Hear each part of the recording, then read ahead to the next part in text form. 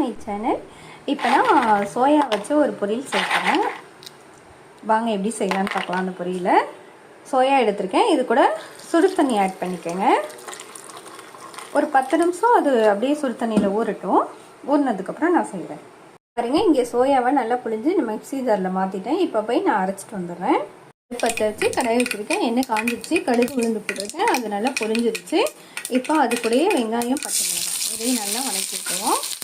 வதங்கினோன்னா அது கூட இஞ்சி பூண்டு பேஸ்ட்டு அதையும் போட்டு நம்ம வதக்கிக்குவோம். அது கூடயே தக்காளி ஆட் பண்ணிக்கோங்க.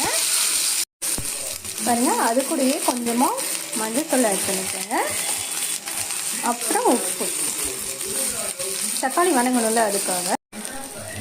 பாருங்கள், இது கூடயே கொஞ்சமாக தனியாத்தூள்,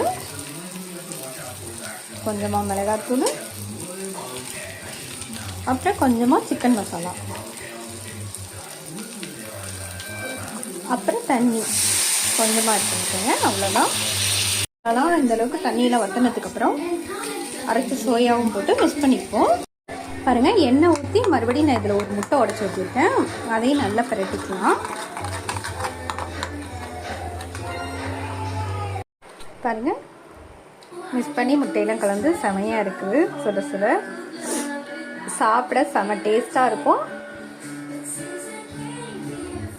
நீங்கள் ட்ரை பண்ணி பாருங்கள். ட்ரை பண்ணி பார்த்துட்டு எனக்கு லைக் பண்ணுங்கள், ஷேர் பண்ணுங்கள், மறக்காமல் சப்ஸ்கிரைப் பண்ணுங்கள். Thank you guys.